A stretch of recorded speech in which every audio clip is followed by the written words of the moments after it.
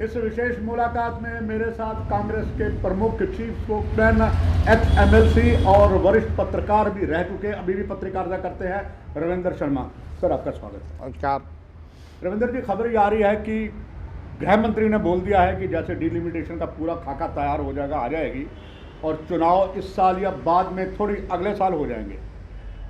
आप क्या कहते हैं? देखिए, हम तो डे वन से कहते हैं कि जम्मू कश्मीर को जमहूरियत से वंचित रखा है। जून में 4 साल हो जाएंगे और 4 साल से जम्मू कश्मीर में जमहूरियत नहीं है, अफसरशाही है, लोकाशाही नहीं है। इस देश ने लोकाशाही, लोकतंत्र, प्रजातंत्र के लिए करोड़ों कुर्बानियाँ दी, संघर्ष किया, और आज अफसरशाही में किसकी सुनवाई नहीं। हालांकि गृह मंत्री के संकेत को हम पॉजिटिव मानते हैं, लेकिन बहुत देर से कहा गया है, अभी भी विश्वास नहीं, क्योंकि ऐसे कई बयानात वो दे चुके हैं कि संसद के पटल पे भी कि जम्मू कश्मीर का राज्य बहाल किया जाएगा दर्जा, लेकिन समय सीमा नहीं बनाते। फिर कहते हैं उचित समय पे किया जाएगा, और अब 2.5 साल से ज़्यादा हो गया। मुझे समझ नहीं आई कि स्टेट ने, रियासत ने क्या कसूर किया था कि रियासत को तोड़ दिया, तहस नहस कर दिया, हमारा अस्तित्व लोगों का मिटा दिया। दफ़ा 370 आपका मुद्दा हो सकता है, लेकिन रियासत को तोड़ के फ़ायदा क्या हुआ? यूटी बना करके लोग त्राई कर रहे हैं, क्योंकि यूनियन टेरिटरी अफसरशाही में कोई सुनवाई नहीं।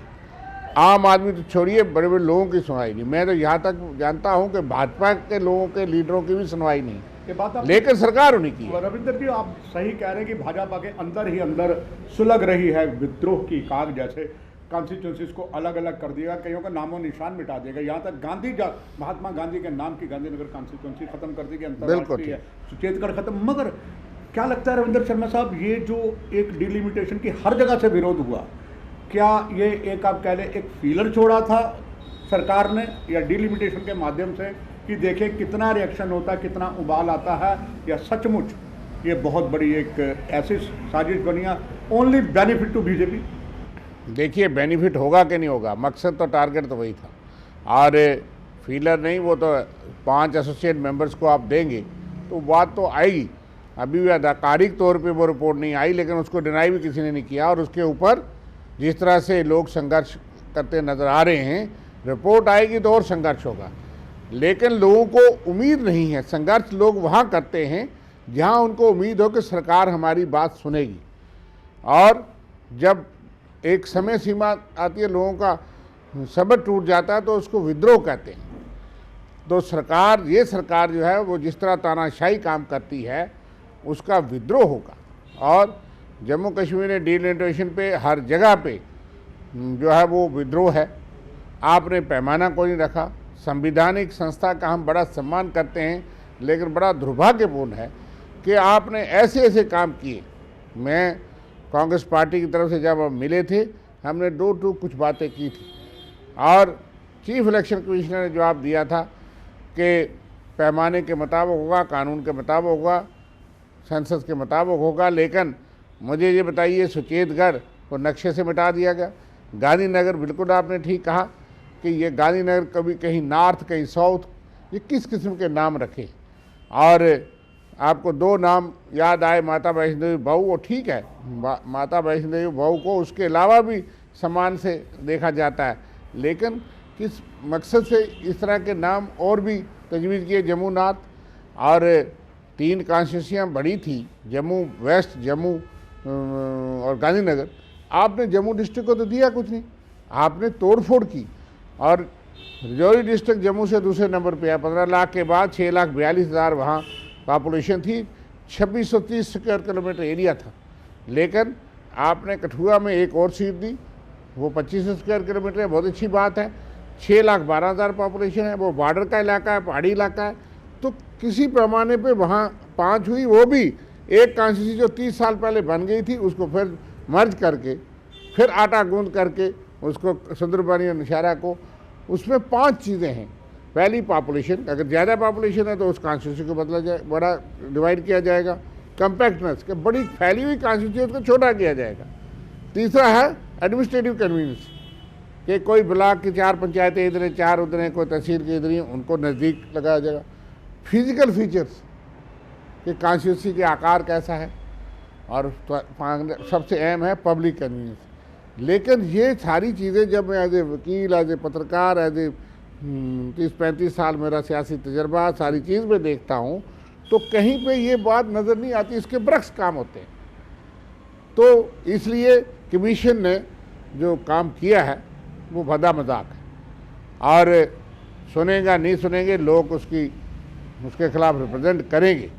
लेकिन कमीशन बेहतर होता कि आपने फीलर छोड़ा, जो भी छोड़ा, आपको एसोसिएट मेंबर्स ने को ऑब्जेक्शन दिए, आप अपनी रिपोर्ट, ड्राफ्ट रिपोर्ट को ग्राउंड पे देखने के लिए आते कि हमने ये जो नक्शा जोड़ा है क्या ये ग्राउंड पे जुड़ता है या कागज पे नक्शा जुड़ता कुछ है। तो कह रही है गूगल देखकर पहलगाम 15 दिन बैठकर गूगल से बना दिया गया, कई राजनीतिक दलों का ये आरोप है, आप क्या कहते देखिए, गूगल भी देखा होता है तो इन्हें गलती नहीं लगती। हैं? ओह अच्छा। कमीशन जो है वो, मैं नहीं समझता कि ये गूगल का काम है। गूगल अंकल को इतना दोष मत दो, जो दोषी हैं वो आप जानते हैं, वो मैं भी जानता हूँ, और कईयों ने कबूल भी कर लिए मेरे दोस्तों ने कि हम जो इलाका जोड़ रहे हैं, मुलज़िम शनाख्त किया गया, पकड़ा नहीं जाएगा, फरार है, और वो हम जानते हैं। इसलिए ये काम सत्ताधारी दल ने किया है, करवाया है।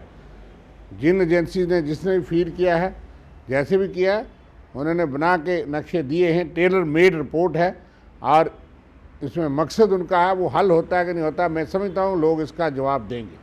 क्या आपको लगता है रविंद्र शर्मा जी कि इसके बाद जो फाइनल रिपोर्ट आएगी उसमें बहुत सा बदलाव आएगा, जैसे कुछ पता लग रहा है? मैं उम्मीद नहीं करता, क्योंकि किस सोच से रजौरी पुंछ को आपने अनंतनाग कुलगाम के साथ जोड़ा?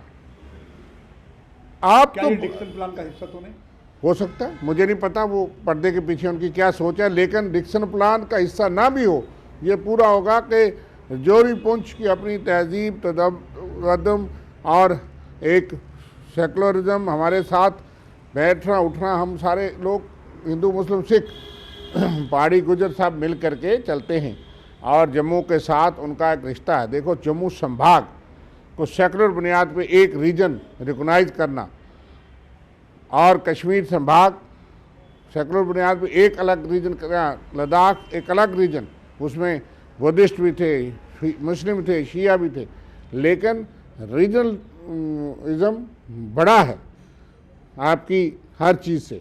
रीजनल फैक्टर्स पे हम लड़ते थे, वो हमारा हक है कि जम्मू रीजन को अपना अधिकार मिले, उसमें हिंदू मुस्लिम सिख रजौरी पुंछ वाला जनाब पहली डोडा किश्तवाड़ रामबन सब था। लेकिन आप उस चीज़ को डिवाइड करना चाहते हैं, जम्मू रीजन की एकता को कमज़ोर करके करना चाहते हैं। आप, और ये बहुत बड़ा घिनौना अपराध किया। केंद्रीय गृह मंत्री पहले भी आए और एक यहाँ पर जनसभा को संबोधित किया, विशेष तौर पर उन्होंने, रविंद्र शर्मा जी, पहाड़ियों को अपनी तरफ खींचने के लिए, अपनी तरफ लाने के लिए बहुत कुछ कहा कि हम आपको बहुत कुछ पहाड़ी को दे देंगे, और उन्होंने ये भी कहा अगर आप जीतते हैं तो हम आप में से किसी को चीफ मिनिस्टर बना देंगे। इसके बाद उन्होंने इलेक्शन का ऐलान कर दिया है, मगर अभी तक तस्वीर साफ नहीं आई है। क्या इस बार भारतीय जनता पार्टी का टारगेट जो है गुज्जर बकरवा खास करके पहाड़ियों को साथ में जोड़ना है? अगर वो सफल होते हैं, आपका अनुभव क्या कहता है? रजौरी पुंछ में कुछ ऐसे क्षेत्रों में तनाव तो नहीं होगा, क्योंकि अभी काफ़ी तनाव नज़र आता है और कुछ बड़े बड़े नेताओं ने अपनी पार्टियों को छोड़कर दूसरी जगह शामिल हो गए और उन्हें ये पता लग रहा है कुछ भाजपा को उन्हें लॉलीपॉप भी दे रहे हैं। देखिए, बात यह है कि ये लॉलीपॉप ज़रूर है। गुजर बकरवाल को अलग से कहा गया, एसटीज़ के 15 एमएलए थे, मैं पहले उस पर आ जाऊँगा। पिछली विधानसभा में 15 एमएलए बिल्कुल, रजौरी पुंछ से लेकर के मैं गिनती करूँगा तो समय तब बिल्कुल 15 बिल्कुल मानता हूं। मियाँ अल्ताफ़ साहब से लेके बनी तक चले जाइए, बिल्कुल, एसटी में सारे आते हैं, बिल्कुल, 15 एमएलए थे। आज आपने 9 सीटें रिजर्व करके बड़ा कमाल नहीं किया। 9 एमएलए होंगे मेरे ख्याल से, इससे ज़्यादा उनके अपने बलबूते पे, लेकिन नुकसान हो सकता है क्योंकि एसटी के आज तक 7 एमएलए रिजर्व सीटें हैं। मेरी जो जानकारी है, आप ज़्यादा उसमें इजाफा कर सकते हैं कि 7 में से ज़्यादा एमएलए कभी एससी शेड्यूल कास्ट के नहीं बने, क्योंकि एक सोच बन जाती है कि इनके लिए 7 सीटें रिजर्व हैं। अगर ओपन में कोई लड़ता भी है तो मैंने कोई जीता हुआ देखा नहीं, लड़ता हुआ भी देखा। पार्टीज भी उनको वही देती हैं अगर जहाँ पे उनकी आबादी है। हालांकि रजौरी ज़िले में भी एससी थे, ये नहीं है कि आप उनको उन्हीं कॉन्स्टिट्यूंसियों में घुमाते रहो, रामगढ़ सुचेतगढ़ आसपास, यही कि भाई एससी जहाँ भी है, हमने तो दिल खोल के संविधान बनाया और अपनाया कांग्रेस पार्टी ने, और बनाने में सारा पार्टी शामिल थी, अम्बेडकर जी पंडित नेहरू के कैबिनेट के मंत्री थे, हमारी पार्टी से नहीं थे। 5 वो मंत्री थे उनकी कैबिनेट में जो कांग्रेस के विरोधी थे, लेकिन संविधान बनाया। संविधान की रूह ये है कि यहाँ शेड्यूल कास्ट है, दलित है, SC ST है, उसको जुबान मिले। आपने रामबन, डोडा, किश्तवाड़ 3 ज़िलों में से 1 सीट होती थी आज तक, जब तक 50 साल से मैं देखता आया कि आज वो तमाम 3 डिस्ट्रिक्ट में SC के लिए कोई रिजर्वेशन नहीं। रजौरी पुंछ में तो नहीं है, रजौरी ज़िले में काफ़ी तादाद में SC थे। और ये नहीं कि आप 50 साल के बाद उनकी बारी नहीं आनी चाहिए, क्योंकि मेजॉरिटी तो यहीं रहेगी।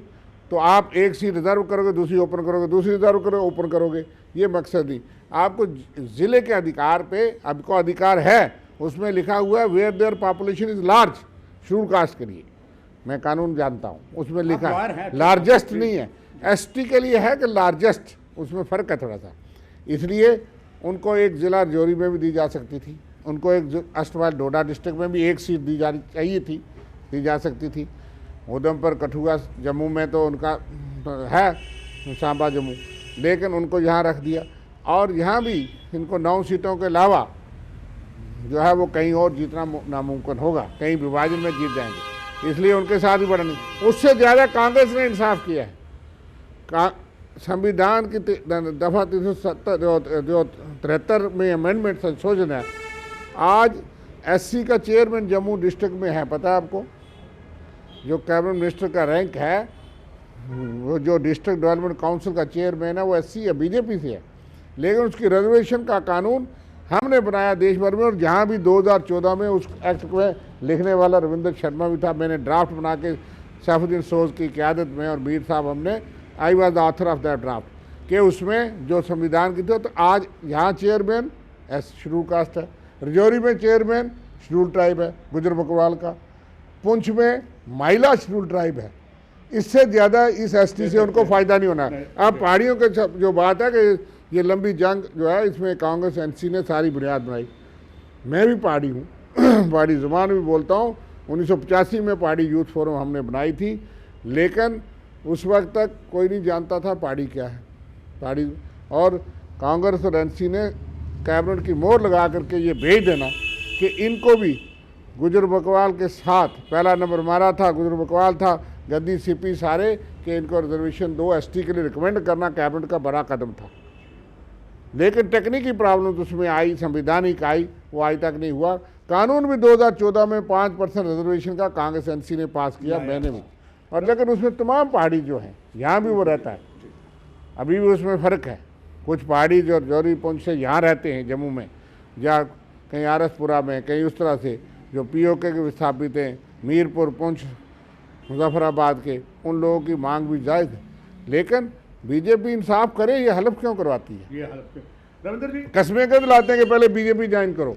आपने हक देना तो दीजिए। चूँकि 2 और बड़े महत्वपूर्ण हैं, आप पुराने नेता हैं जी, और सन ऑफ द सॉइल, केंद्र में अनेकों मंत्री रहे, पहली बार मेंबर ऑफ पार्लियामेंट का चुनाव बाहर चले थे वासी से, एक गिनी बुक्स का रिकॉर्ड बनाया उन्होंने। संजय गांधी जी पर जब लाठियां चली, इंदिरा जी जेल के अंदर थी, तो संजय गांधी पर लेट कर जिस शख्सियत ने संजय गांधी जी को बचाया, लाठियां खुद खाई, वो गुलाम नबी आज़ाद, जो राज्यसभा से भी रिटायर हुए प्रधानमंत्री, जमकर उनकी तारीफ की, भावुक हुए। और गुलाम नबी आज़ाद यहाँ पर ज़बरदस्त जनसभाएं कर रहे हैं। अधिकतर यहाँ के नेता मैंने देखे हैं, पूर्व मंत्री, डिप्टी चीफ मिनिस्टर, सब उनके साथ होते हैं। रविंद्र शर्मा साथ क्यों नहीं है? क्या उनकी कोई अलग पार्टी है? वो कांग्रेस में ही है? दर्शक जो जानना चाहेंगे, being a chief spokesman of this. आपने एक सेंसिटिव नस को हाथ लगाया। गुलाम नबी आज़ाद पिछले 42 साल से